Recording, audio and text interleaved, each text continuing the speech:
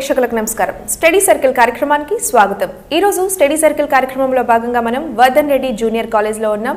So neat కి సంబంధించి మనతో మాట్లాడడానికి Vardhan Reddy junior college chairman Chandrashekar Reddy garu and అలాగే వాళ్ళ స్టాఫ్ ఉన్నారు. మాట్లాడదాం. ముందుగా మనతో Vardhan Reddy junior college chairman Chandrashekar Reddy garu ఉన్నారు. వారితో మాట్లాడదాం. నమస్తే సార్. నమస్తే సార్. ఈ సంవత్సరం పిల్లలు ఎలా ప్రిపేర్ అవుతున్నారు? చాలా బాగా ప్రిపేర్ అవుతున్నారు. మేము this year we are introducing pan India faculty for this NEET coaching. Sir and అలాగే ఈ సంవత్సరం ఎగ్జామ్స్ ఎలా జరగబోతున్నాయి సార్? ఆఫ్లైన్ జరగబోతున్నాయా లేదంటే ఆన్లైన్ జరుగుతున్నాయి? సార్ ఆఫ్లైన్ జరుగుతున్నాయి. ఆఫ్లైన్ జరుగుతున్నాయి. ఓకే. సో ప్రత్యేక శిక్షణ అనేది ఎలా ఇస్తున్నారు పిల్లలకి? శిక్షణ అంటే మేము డైలీ ఏ సబ్జెక్ట్ అయితే చెప్తున్నామో ఆ సబ్జెక్ట్ వైజ్ డైలీ టెస్ట్ పెడుతున్నాము. దాని తర్వాత వీక్లీ ఆ వీక్లో ఏమేమి ఏ సబ్జెక్ట్స్ అయితే జరుగుతున్నాయో దాని మీద క్యుములేటివ్ ఎగ్జామ్స్ పెడుతున్నాము.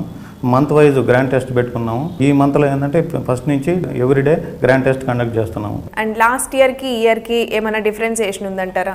డిఫరెన్సియేషన్ ఈ ఇయర్ కొద్దిగా ఈ కరోనా పాండమిక్ సిచ్యువేషన్ వల్ల మనం ఆఫ్లైన్ ఆన్లైన్ పిల్లలు కూడా కొద్దిగా గందరగోళానికి గురయ్యారు. ఇప్పుడు ఆఫ్లైన్కే టోటల్గా కంటిన్యూగా వస్తున్నారు కాబట్టి కొంచెం మంచి బెస్ట్ రిజల్ట్స్ ఇచ్చేదానికి అవకాశం ఉంది. నీట్ ప్రోగ్రామింగ్ ఇన్ఛార్జ్ నాగార్జున గారు మనతో ఉన్నారు. వారితో మాట్లాడదాం. నమస్తే సార్. సార్, నీట్ ఈ సంవత్సరంలో 2 సార్లు జరిగే అవకాశం ఉందంటారా? నీట్ అయితే ఈ ఇయర్ 1 టైమే జరుగుతుంది, ఒకసారే జరుగుతుంది. కానీ 2 టైమ్స్ పెట్టడం వల్ల విద్యార్థులకు కొంచెం మంచి జరగవచ్చు. ఎందుకంటే లాంగ్ టర్మ్ కోచింగ్ తీసుకునే వాళ్ళకి ఒక 2 టైమ్స్ పెట్టడం వల్ల వాళ్ళకి కొంచెం టైం సేవ్ అవుతుంది. సో కానీ ఈ సంవత్సరం మాత్రం ఒకసారి జరిగే అవకాశం ఉంది. సార్, నీట్ ఎగ్జామ్స్కి ఎవరు అర్హులు అంటారు? నీట్ ఎగ్జామ్ రాయడానికి మెయిన్గా బైపీసీ వాళ్ళు, అంటే బయాలజీ అండ్ ఫిజిక్స్ కెమిస్ట్రీ చదివిన వారై ఉండాలి. And physics chemistry with biotechnology వాళ్ళు కూడా అర్హులండి నీట్ ఎగ్జామ్ రాయడానికి. ఆల్సో ఎంబైపీసీ వాళ్ళు, అంటే బైపీసీ ఆప్షనల్ కాకుండా మేజర్ బయాలజీ సబ్జెక్ట్ ఉన్నవాళ్ళు, మ్యాథ్స్ ఆప్షనల్ సబ్జెక్ట్ ఉన్నవాళ్ళు దీనికి అర్హులండి. సార్ అండ్ అలాగే నీట్ ఎగ్జామ్ ప్యాటర్న్లో ఏమైనా మార్పులు జరిగాయంటారా? లాస్ట్ ఇయర్తో కంపేర్ చేస్తే ఈ ఇయర్ నీట్ ఎగ్జామ్లో మార్పులు అనేటువంటి జరిగాయండి. లాస్ట్ ఇయర్ ఎలా ఉండేదంటే సబ్జెక్టివ్ 45 క్వశ్చన్స్ ఉండేవి. ఈ ఇయర్ ఏంటంటే section A and section B అని చెప్పి 2 సెక్షన్స్ ఫామ్ చేశారు. ప్యాటర్న్లో చేంజెస్ చేశారు. ఫస్ట్ వచ్చేటప్పటికి సెక్షన్ ఏలో 35 క్వశ్చన్స్ ఇస్తున్నారు, సెక్షన్ బిలో 15 క్వశ్చన్స్ ఇస్తున్నారు. ఈ సెక్షన్ బిలో 5 క్వశ్చన్స్ చాయిస్ ఇవ్వటం జరిగింది. సార్ అండ్ అలాగే ఈ సంవత్సరం నీట్ రాసే పిల్లలకి మీ తరపు నుంచి ఎలాంటి సజెషన్స్ ఇస్తారు? ఈ ఇయర్ నీట్ రాసేటువంటి అభ్యర్థులు ఏంటంటే మెయిన్గా అబ్జర్వ్ చేసుకోవాల్సింది, ఇక్కడ టైమింగ్ అనేటువంటిది అక్కడ చేంజెస్ జరగలేదు. ఎగ్జామ్ ప్యాటర్న్లో చేంజెస్ జరిగినాయి కానీ టైమింగ్లో ఎటువంటి మార్పు లేదు. కాబట్టి విద్యార్థులు ఎక్కువగా ప్రాక్టీస్ మీద దృష్టి పెడితే ఈ టైమింగ్ మనం వాళ్ళు కొంచెం సేవ్ చేసుకునేదానికి అవకాశం ఉంటుంది. కాబట్టి పిల్లలు ఆ ఛాయిస్ కూడా చదివి ఆన్సర్ చేయాల్సి ఉంటుంది. కాబట్టి వాళ్ళు ఎక్కువ ప్రాక్టీస్ మీద దృష్టి పెట్టాల్సి ఉంటుంది. అంటే ఎక్కువ గ్రాండ్ టెస్టులు రాయటం, డైలీ టెస్టులు అటెండ్ కావటం, ఈ విధంగా వాళ్ళు ఆ టైం సేవ్ చేసుకునేదానికి అవకాశం ఉంటుంది అక్కడ. సో మనతో పాటు ఫిజిక్స్ లెక్చరర్ సత్యసాగర్ గారు ఉన్నారు. వారితో మాట్లాడదాం. నమస్తే సార్. నమస్తే సార్, మీరు పిల్లలకి సంబంధించి నీట్ ప్రిపరేషన్లో ఎలాంటి గైడెన్స్ ఇస్తున్నారు? జనరల్గా మనం స్టూడెంట్స్కి సంబంధించి రకరకాల మెటీరియల్స్ ప్రిపేర్ అవ్వాలని ఆలోచిస్తారు. అది కాకుండా మన మెటీరియల్తో పాటు ఎన్సీఆర్టీ కంపల్సరీగా చూస్తాం. తర్వాత ప్రీవియస్ ఇయర్ క్వశ్చన్స్ని ప్రాక్టీస్ చేయిస్తాం. ఎగ్జామ్ రాసేటప్పుడు కూడా టైమింగ్ కరెక్ట్గా మెయింటైన్ చేస్తున్నారా లేదనేది 3 సబ్జెక్ట్స్కి ఎవ్రీ ఎగ్జామ్ మేము చెక్ చేస్తాం. ఎక్కడైనా స్టూడెంట్స్, ఎందుకంటే ఎగ్జామ్ రాసే విషయంలో కూడా చాలా ఇంపార్టెంట్ కాబట్టి టైం సెన్స్ లేకపోతే లాస్ట్ రాసే క్వశ్చన్స్ ఇబ్బంది పడతారు. అందుకని టైం సెన్స్ కూడా మెయింటైన్ చేస్తూ ఎగ్జామ్స్ని మేము కండక్ట్ చేస్తాం. సార్ అండ్ అలాగే పిల్లలు మంచి ర్యాంక్ తెచ్చుకోవాలంటే వాళ్ళు ఎలా ప్రిపేర్ అవ్వాలంటారు? ర్యాంక్ విషయంలోకి వచ్చేసరికి జనరల్గా సబ్జెక్ట్కి సంబంధించి వాళ్ళకి షార్ట్ నోట్స్ అనేది తయారు చేసుకోవాలి.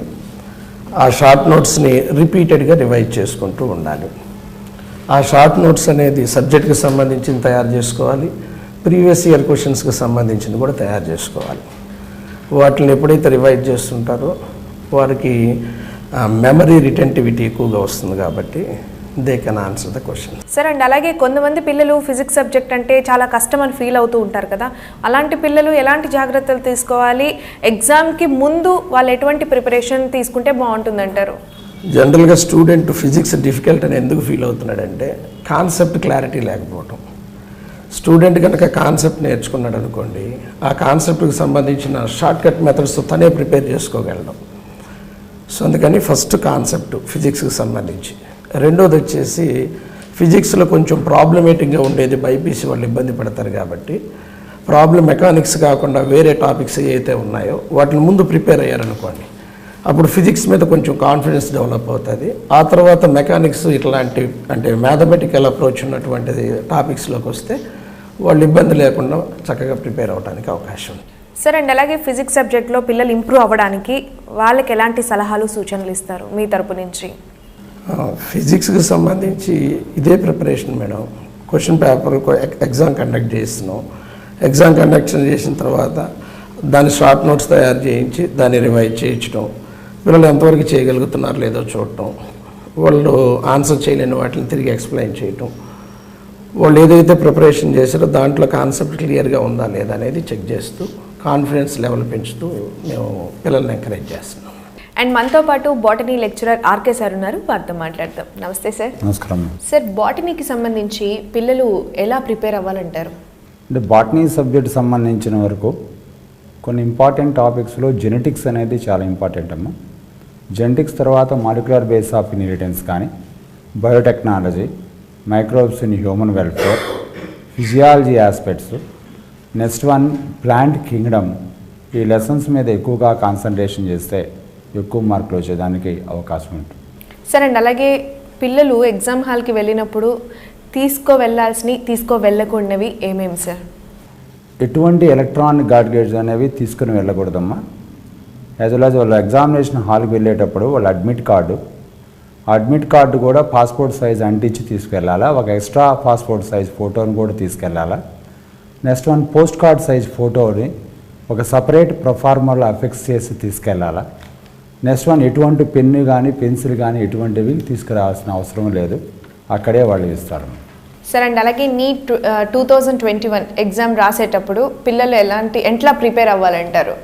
ఆల్రెడీ సంవత్సరం పాటు ప్రిపరేషన్ అయ్యారు కాబట్టి ఈ చివరి రోజుల్లో మాత్రం వాళ్ళు ఇంతవరకు ఏవైతే ప్రిపేర్ అయ్యారో వాడు ఎక్కువసార్లు రివైజ్ చేసుకోవడం, యాజ్ వెల్ యాజ్ ఎగ్జాంపుల్స్ అనేవి బయాలజీ పరంగా ఎగ్జాంపుల్స్ అనేవి ఎక్కువగా మెమరైజ్ చేసుకోవడం, ఫార్ములాసు, కెమికల్ ఈక్వేషన్స్, ఇలాంటి ఆస్పెక్ట్స్ ఎక్కడైనా ఉంటే న్యూమరికల్ డేటాస్ మీద ఎక్కువగా కాన్సన్ట్రేషన్ చేసుకోవడం. ఈ టెక్స్ట్ బుక్లో సిబిఎస్ఈ టెక్స్ట్ బుక్లో ఏవైతే టేబుల్ కాలమ్స్ ఉన్నాయో ఆ టేబుల్ కాలమ్స్ అన్నీ కూడా ఒకసారి రివైజ్ చేసుకుంటే ఎక్కువగా ఉపయోగకరంగా ఉంటుంది. అండ్ ఈ సంవత్సరం నీట్ రాసే పిల్లలకి మీ తరపు నుంచే సజెషన్స్ ఏమైనా ఉన్నాయా? మా తరపు నుంచి సజెషన్స్ అనేవి ఆల్ ది బెస్ట్ అనేది చెప్తామమ్మా. ప్రతి ఒక్కరికి కూడా ఎక్కువ మార్క్స్ రావాలంటాం, బెస్ట్ ర్యాంక్ రావాలంటాం. ఎస్పెషల్లీ మా సంస్థలో చదువుతున్న పిల్లలందరికీ కూడా డాక్టర్స్ అవ్వాలనే కోరుకుంటాం. యాజ్ వెల్ యాజ్ ఎగ్జామినేషన్ రాసిన మా సంస్థ కాకుండా వేరే సంస్థల్లో చదువుతున్న పిల్లలకు కూడా వాళ్ళు ఎగ్జామినేషన్ అయిన తర్వాత మా ఫోన్ నెంబర్కి కానీ లేక మా వాట్సాప్ నెంబర్కి కానీ వారి హాల్ టికెట్ వాళ్ళు బుక్లెట్ నెంబర్ కోడ్ కానీ పంపిస్తే మేము వాళ్ళకి ఇమీడియట్గా 24 గంటల లోపల వాళ్ళకి కీ అందజేస్తాము. కీ అందజేసిన తర్వాత సెల్ఫ్ ఎవాల్యుయేషన్ అయిన తర్వాత వాళ్ళు మరలా వాళ్ళ మార్కులు కానీ మాకు కానీ పంపిస్తే ర్యాంక్ ప్రొడక్షన్ చేసి వాళ్ళు ఎంత మేరకు ర్యాంక్ రాగలుగుతుంది, ఏ కాలేజీలో మెడికల్ సీట్ రాగలుగుతుందో కూడా చెప్పగలుగుతాం. ఈ విధంగా మా సంస్థ ద్వారా ప్రతి ఒక్క విద్యార్థికి కూడా ఉపయోగపడేటట్టుగా చేస్తాం. అండ్ నెక్స్ట్ ఇప్పుడు మనతో పాటు ఫిజిక్స్ లెక్చరర్ కేఎస్ఆర్ సార్ ఉన్నారు, వారితో మాట్లాడదాం. నమస్తే సార్. నమస్తే అమ్మా. సార్, పిల్లలు నీట్ ఎగ్జామ్ రాసేటప్పుడు ఫిజిక్స్ సబ్జెక్ట్లో తక్కువ టైంలో అన్ని క్వశ్చన్స్కి ఆన్సర్ చేయాలంటే వాళ్ళు ఎలా దాని మీద కాన్సన్ట్రేట్ చేయాలి? ఇప్పుడు ఇంతవరకు నీట్ ఎగ్జామ్ జరిగిన పేపర్స్ అన్నిటిని మనం పరిశీలించినట్టయితే ఎక్కువ ఫిజిక్స్లో ఫార్ములా బేస్డ్ డైరెక్ట్గా అడుగుతున్నాడు. ఫార్ములా ఇచ్చి దాని సబ్స్టిట్యూషన్ అడుగుతున్నాడు. మనం ఏం చేయాలంటే ఈ టైంలో తక్కువ టైంలో 1 వీక్ ఉంది మనకు. ఇప్పుడు ఈ 1 వీక్లో మనం ఏం చేయాలంటే ప్రతి ఫార్ములాని ప్రాక్టీస్ చేయాలి. ప్రతి ఫార్ములాని ప్రాక్టీస్ చేయడం అంటే ఇన్ ది సెన్స్ రాయాలి. ప్రతి ప్రాబ్లం కానీ రాసినట్టయితే కనీసము ఓన్లీ డైరెక్ట్గా ఫార్ములా బేస్లో అవుట్ ఆఫ్ 50 బిట్స్లో 50 ఇప్పుడు ఇచ్చారు, అంతకుముందు 45 ఉండేవి, వాటిలో మనం 45 అటెంప్ట్ చేయాలి. ఆ 45లో కనీసము 25 to 27 బిట్స్ డైరెక్ట్ ఫార్ములా మీదనే ఇస్తున్నారు.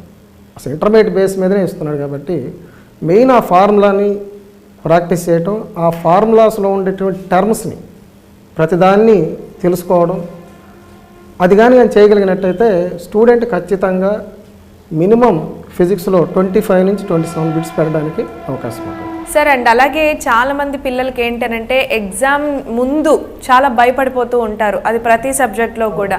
అండ్ ఎగ్జామ్ హాల్లో కూడా టెన్షన్కి చాలా వరకు అటెంప్ట్ చేయలేని పరిస్థితులు కూడా వస్తూ ఉంటాయి. ఇలాంటి పిల్లలకి మీరు ఇచ్చే సజెషన్స్ ఏంటి సార్? ఎగ్జామ్ హాల్లో పోయిన తర్వాత ఫస్ట్ ఎగ్జామ్ రోజు ఎలా ఉండాలనేది ఫస్ట్ మనం చూడాలి. ఎగ్జామ్ మనకు జనరల్గా 2 o'clock స్టార్ట్ అవుతుంది ఎగ్జామ్, అంటే మధ్యాహ్నం పూట స్టార్ట్ అవుతుంది. మనం ఆ రోజు ఉదయం తీసుకునే టిఫిన్ కాడి నుంచి ప్రతి జాగ్రత్తగా ఉండాలి.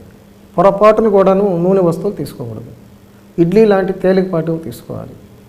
తర్వాత డ్రెస్సులు కూడా వేసుకునేటప్పుడు సిల్క్ కానివ్వండి అవి వేసుకోకూడదు, కాటన్ డ్రెస్ వేసుకోవటం ది బెస్ట్. వాటరు ఈ వారం రోజులు వాటర్ ఎంత బాగా తీసుకుంటే అంత మంచిది. తర్వాత కనీసం ఒక 10 minutes కామ్గా కూర్చోండి. ఒక రోజులో ఒక 10 minutes కామ్గా నిశ్శబ్దంగా కూర్చున్నట్టయితే మైండ్ కామ్ అయిపోతుంది. బాగా గాలి పీల్చుకోండి. ఎగ్జామ్ హాల్లో కూర్చున్న తర్వాత ఫస్ట్ మీరు వీలైతే ఒక 15-20 నిమిషాల ముందు ఎగ్జామ్ హాల్కి పోయి ఆ ఎగ్జామ్ హాల్లో కూర్చొని బాగా బ్రీతింగ్ ఒక 20 times కానీ తీసుకున్నట్టయితే మానసిక ఆందోళన తగ్గుతుంది, ఆక్సిజన్ బాగా అందడం వల్ల మైండ్కి. అందువల్ల ఎగ్జామ్ హాల్లో ప్రశాంతంగా ఉండగలుగుతాడు, ప్రశాంతంగా రాయగలుగుతాడు. తర్వాత ఆ కొత్త అనేటువంటి వాతావరణాన్ని కూడా అలవాటు పడతాడు. అప్పుడు ఎగ్జామ్ రాయటం అనేది బాగా రాయగలుగుతాడు. మెయిన్గా వాటర్ ఎక్కువ తీసుకోవాలి. ఈ టైంలో వాటరు ముఖ్యంగా సైంటిఫిక్గా ప్రూవ్ అయినటువంటి విషయం ఏంటంటే ఇంటెలిజెన్సీ పెరగాలన్నా మెమరీ పెరగాలన్నా అరటిపండు తీసుకోవటం అనేది ది బెస్ట్ అనేది ఇంతవరకు ప్రూవ్ అయినటువంటి విషయం. అలాంటి ఫ్రూట్స్ని ఎక్కువగా తీసుకున్నట్టయితే డెఫినెట్గా మానసికంగా ప్రశాంతంగా ఉంటాడు. అప్పుడు ఎగ్జామ్ రాయటానికి బాగా ఈజీగా ఉంటుంది. అండ్ ఈ సంవత్సరం నీట్ రాసే పిల్లలకి మీ తరపు నుంచి ఎలాంటి సజెషన్స్ ఇస్తారు? ఫిజిక్స్ వైపు అయితే మాత్రం జనరల్గా స్టూడెంట్స్ భయపడతారు. దాన్ని వీక్నెస్గా తీసుకొని దాని స్ట్రెంగ్త్గా మనం ఫైట్ చేయాలి. ఎందుకంటే అందరూ భయపడతారు. భయపడడం అనేది సహజమైనప్పుడు మిగిలిన వాళ్ళకన్నా కొంచెం ధైర్యం చేసి కానీ కొన్ని 1-2 బిట్లు మనం పెట్టగలిగాము అంటే డెఫినెట్గా మిగిలిన వాళ్ళకన్నా కొన్ని 1000 ర్యాంక్స్లో ముందుకు వెళ్ళిపోతాం. కాబట్టి మెయిన్గా ఇక్కడ గమనించాల్సింది ఏంటంటే మానసిక ఆందోళన తగ్గించుకొని, ఇది అందరూ డిఫికల్టీ ఫీల్ అవుతారు, మనకు ఒక్కటి ఉండేది కాదు. డిఫికల్టీ అనేది మనకు ఒక్కరికే కాదు, అందరికీ డిఫికల్టీ. అలాంటప్పుడు ఏం చేయాలి, మనం మిగిలిన స్టూడెంట్స్ కన్నా కూడాను అట్లీస్ట్ 1 or 2 బిట్స్ అది ఎప్పుడు పెట్టగలుగుతాము అంటే కామ్ మైండ్ ఉన్నప్పుడే పెట్టగలుగుతాం. టెన్షన్ ఫ్రీగా ఉన్నప్పుడే మనలో ఉన్నటువంటి ఎనర్జీస్ కానీ పొటెన్షియల్స్ కానీ బయటకు వస్తాయి. అందువల్ల కామ్ మైండ్ తోటి జాగ్రత్తగా. ఇంకొకటి, ఎగ్జామ్ పేపరు ఈజీగా ఉన్నా కష్టంగా ఉన్నా మనకు ఒరిగేటువంటి నష్టం అంటూ ఏమీ లేదు, లాభం అంటూ ఏమీ లేదు. ఎగ్జామ్లో పక్కవాడి కన్నా మిగిలిన వాళ్ళకన్నా మనం ఎన్ని మంచి బిట్స్ పెట్టామా ఎక్కువ బిట్స్ పెట్టామా అనేది ఇంపార్టెంట్. పేపర్ కష్టంగా ఉంది మనకు రాదేమో, పేపర్ ఈజీగా ఉంది రాదేమో అనేది ఇమ్మెటీరియల్. మిగిలిన స్టూడెంట్స్ కన్నా కూడాను మనం ఎన్ని బిట్స్ బాగా పెట్టాము అనేదే అది ఇంపార్టెంట్. అందువల్ల we have to try to mark the more number of questions. And మనతో పాటు కెమిస్ట్రీ లెక్చరర్ రాజేష్ గారు ఉన్నారు, వారితో మాట్లాడదాం. నమస్తే సార్. నమస్తే మేడం. సార్, చాలామంది పిల్లలు కెమిస్ట్రీ సబ్జెక్ట్ చాలా టఫ్ అని ఫీల్ అవుతూ ఉంటారు. వాళ్ళకి అలాంటి ఫీలింగ్ రాకుండా మీరు ఎలాంటి సూచనలు ఇస్తుంటారు? జనరల్గా స్టూడెంట్ ఆలోచనలో మనకు మొత్తం 4 సబ్జెక్టులు ఉంటాయి నీటిలో: botany, zoology, physics, chemistry. Biology తర్వాత అంటే బాటనీ, జువాలజీ తర్వాత కొంచెం ఈజీగా ఫీల్ అయ్యే సబ్జెక్టు కెమిస్ట్రీ. దాంట్లో కూడా ఎందుకంటే ఇప్పుడు మనం 10 years నుంచి నీట్ పేపర్స్ అబ్జర్వ్ చేస్తే కెమిస్ట్రీ సబ్జెక్ట్లో 45 బిట్స్లో డైరెక్ట్గా ఆన్సర్ చేయగలిగే బిట్స్ మనకి 30 నుంచి 35 బిట్స్ ఉన్నాయి. జస్ట్ 5 to 10 బిట్స్ మాత్రమే లేదా 10 to 15 బిట్స్ మాత్రమే కొంచెం డిఫికల్ట్గా ఫీల్ అవుతాడు. సార్, అండ్ అలాగే కెమిస్ట్రీకి సంబంధించి 3 parts ఉంటాయి కదా, inorganic, organic, physical chemistry. So ఇదంతా కూడా విద్యార్థులు టఫ్గా ఏది ఫీల్ అవుతుంటారు? జనరల్గా మనకి కెమిస్ట్రీలో స్టూడెంట్ పాయింట్ ఆఫ్ వ్యూలో ఫిజిక్స్ టఫ్ అంటాడు, అందుకే ఆ ఫోబియా కెమిస్ట్రీకి కూడా అంటుకుంది. ఫిజికల్ కెమిస్ట్రీ కొంచెం టఫ్గా ఫీల్ అవుతుంటాడు.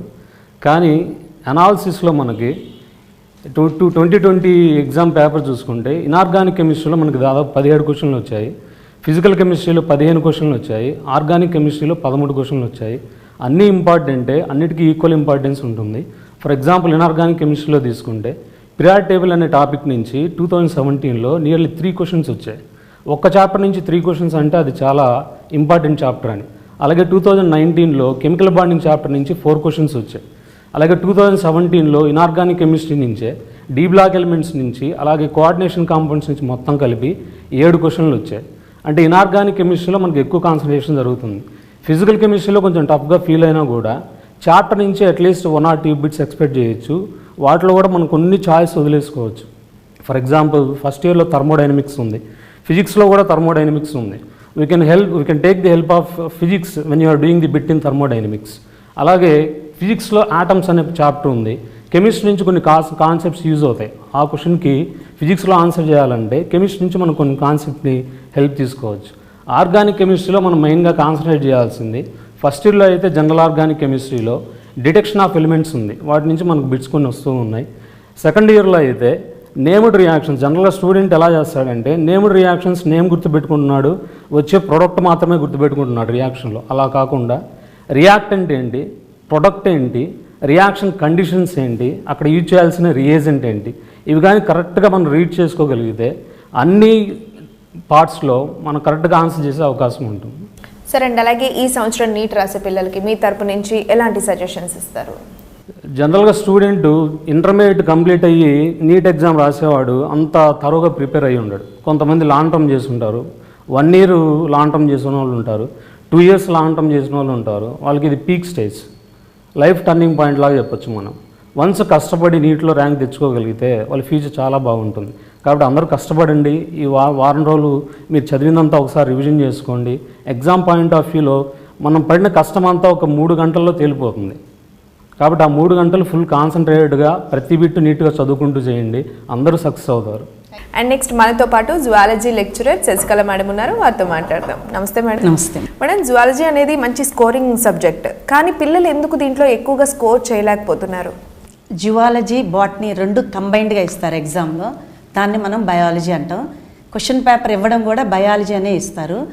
పిల్లలు ఏంటి అంటే బయాలజీ మాకు చాలా ఈజీ సబ్జెక్ట్ కదా, మనం చక్కగా స్కోర్ తెచ్చుకోవచ్చు అనే హడావిడిలో, అందులో ఇంకోటి ఏంటి అంటే నేను బయాలజీ త్వరగా కంప్లీట్ చేసుకుంటే ఫిజిక్స్ కెమిస్ట్రీ పెట్టాలి అనేది ఇంకో ఆలోచన కూడా ఉంటుంది పిల్లలకి. అంటే ఇక్కడ సేవ్ అయిన టైము దాంట్లో యూస్ చేసుకుంటాను అనే దాంతో వీళ్ళు మిస్టేక్స్ ఎక్కువ చేస్తారు. ఫర్ ఎగ్జాంపుల్ నిడేరియన్స్ అనేటువంటి ఒక ఎగ్జాంపుల్ తీసుకుందాం. నిడేరియన్స్ ఆర్ అన్నప్పుడు అక్కడ 2 లేదా 3 ఆప్షన్స్ కూడా కరెక్ట్ అవ్వచ్చు అనమాట. సపోజ్ నిడేరియన్స్ ఆర్ అన్నప్పుడు radial symmetry, triploblastic, diploblastic, A and C అనేది కరెక్ట్ అవుతుంది.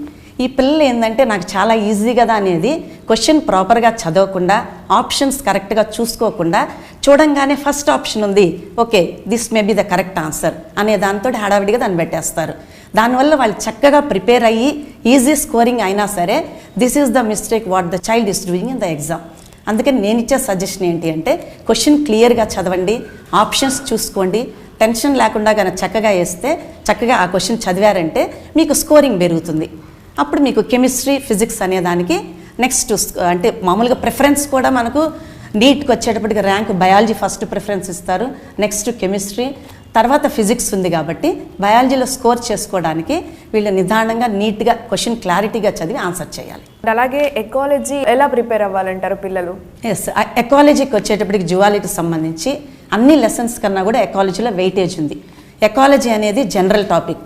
మరి ఆ జనరల్ టాపిక్ పిల్లలు ఏంటి అంటే ఆ లెసన్ వరకే పరిమితం అవుతున్నారు, ప్లస్ దానికి బియాండ్గా చదవాలి, అది జనరల్ టాపిక్ కాబట్టి. ఇంకోటి ఏంటి అంటే ఆన్సర్స్ చాలా ఈజీగా ఉంటాయి, వచ్చినట్లే ఉంటాయి, కానీ ఆప్షన్స్ చూసేటప్పటికి మిస్టేక్స్ ఎక్కువ ఎకాలజీలో పోతాయి పిల్లలకి జువాలజీకి సంబంధించి. అటువంటప్పుడు వాళ్ళు ఏం చేయాలి అంటే దానికి రిలేటెడ్ ఎక్కువ నంబర్ ఆఫ్ క్వశ్చన్స్ ప్రాక్టీస్ అవ్వాలి. సపోజ్ ఎగ్జాంపుల్ జువాలజీలో మనకు 4 సబ్ టాపిక్స్ ఉన్నాయి: organisms and population, ecosystem, biodiversity and conservation, environmental issues. దాని రిలేటెడ్ వాళ్ళు సైడ్ హెడ్డింగ్స్ తీసుకొని సపరేట్స్ నోట్స్ ప్రిపేర్ చేసుకొని దానికి రిలేటెడ్ ప్రీవియస్ క్వశ్చన్స్ అయితేవి నంబర్ ఆఫ్ మెటీరియల్స్ ఎక్కువ ఎన్సీఆర్టీ రిలేటెడ్గానే చేస్తే వాళ్ళు ఈజీగా ఎకాలజీలో కూడా మిస్టేక్స్ లేకుండా చేయొచ్చు. మేడం, అండ్ అలాగే చూసినట్లయితే ఎనిమల్ డైవర్సిటీ ఈ టాపిక్స్ అన్నీ కూడా చాలా డిఫరెన్స్గా ఉంటాయి కదా, వీటికి సంబంధించి పిల్లలు ఎలా ప్రిపేర్ అవ్వాలి ముందు నుంచే? అవును, ఎగ్జాంపుల్ జువాలజీలో అనిమల్ డైవర్సిటీ అనేది కొంచెం టాపిక్ ఉంది. అది అనిమల్ డైవర్సిటీ 1, 2 అనేది మనకు తెలుగు అకాడమీలో సపరేట్ టాపిక్స్ ఉంది. కానీ ఎన్సీఆర్టీకి సంబంధించి 2 బోత్ యూనిట్స్ అంటే అకాడమీలో ఏదైతే 40 పేజెస్ ఉందో ఎన్సీఆర్టీకి వచ్చేటప్పటికి 8 పేజెస్సే ఉంది. మరి పిల్లలు ఏది ప్రిపేర్ అవ్వాలి అంటే ఎన్సీఆర్టీయే ప్రిపేర్ అవ్వాలి.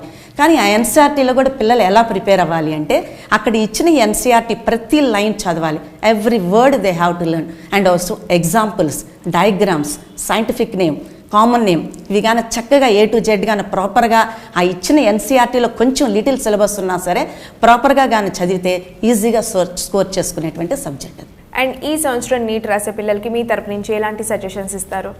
Every child read the question properly. Tension free అవ్వకుండా ప్రాపర్గా క్వశ్చన్ చదవండి. చక్కగా ఫస్ట్ బయాలజీకి ప్రిఫరెన్స్ ఇవ్వండి, నెక్స్ట్ కెమిస్ట్రీకి వెళ్ళండి, లాస్ట్లో ఫిజిక్స్కి వెళ్ళండి. తొందరపడకుండా another one is negative marks అనేటివి ఉన్నాయి. ఆ నెగిటివ్ మార్క్స్ చూసుకొని 100% ఇది కరెక్ట్ ఈ ఆన్సర్ అంటేనే దాన్ని ఆన్సర్ చేయండి. Otherwise don't go for the wrong answers. SR garu మీరు చెప్పండి, ఇప్పుడు ఎగ్జామినేషన్ ప్యాటర్న్ అనేది మారింది కదా, సో ఈ ప్యాటర్న్ పిల్లలు ఎలా వాటికి ప్రిపేర్ అవ్వాలి, ఎలా అటెంప్ట్ చేయాలి అసలు? ఈ సంవత్సరం వచ్చినటువంటి ప్రధానమైన మార్పు ఏంటంటే అంతకుముందు 45 బిట్స్ ఉండేవి. ఈసారి 45 కాకుండా 50 బిట్స్ ఇచ్చారు. 50 బిట్స్లో మనం 45 చేయాలి. అది కూడా ఎలా చేశారంటే 35 బిట్స్ వచ్చి ఏ సెక్షన్ ఒక సెక్షన్గా ఇచ్చాడు. బి సెక్షన్లో 15 బిట్స్ ఉంటాయి. ఆ 15 బిట్స్లో 10 బిట్స్ చేయాల్సి ఉంటుంది. అయితే ఇక్కడ ఈ స్టూడెంట్స్ ఒక విషయం చాలా జాగ్రత్తగా చేయాల్సి ఉంటుంది. ఫర్ ఎగ్జాంపుల్ 15 బిట్స్ మొత్తం పెట్టారనుకోండి, మొదటి 10 బిట్సే తీసుకుంటారు. ఇప్పుడు ఆ మొదట మీరు 10 బిట్స్లో పొరపాటున కొన్ని మిస్టేక్స్ చేశారనుకోండి, అవి కౌంట్ అవుతాయి. మీరు లాస్ట్ 5 బిట్స్ కరెక్ట్గా పెట్టినా కానీ అవి కావు. కాబట్టి మీరు చాలా జాగ్రత్తగా లాస్ట్ బి సెక్షన్ పెట్టేటప్పుడు మీకు తెలిసిన బిట్లని కరెక్ట్గా పెట్టినట్టయితే వాటిని ఫస్ట్ 10 బిట్స్ని మాత్రమే కన్సిడర్ చేస్తారు. కాబట్టి ఈ జాగ్రత్త మాత్రం ప్రతి స్టూడెంట్ జాగ్రత్తగా ఫాలో అవ్వాల్సి ఉంటుంది. Thank you so much sir. ఈ సంవత్సరం నీట్ రాసే పిల్లలందరికీ కూడా మీ తరపు నుంచి మంచి సూచనలు, సలహాలు అన్నీ అందించినందుకు thank you so much. Thank you sir. So Vyas చూసారు కదా, సో మరొకసారి నీట్ రాసే పిల్లలందరికీ wish you all the very best తెలుపుతూ ఇది వాటి స్టడీ సర్కిల్ కార్యక్రమం. మరో కార్యక్రమంలో మళ్ళీ కలుద్దాం. అంతవరకు సెలవు, నమస్కారం.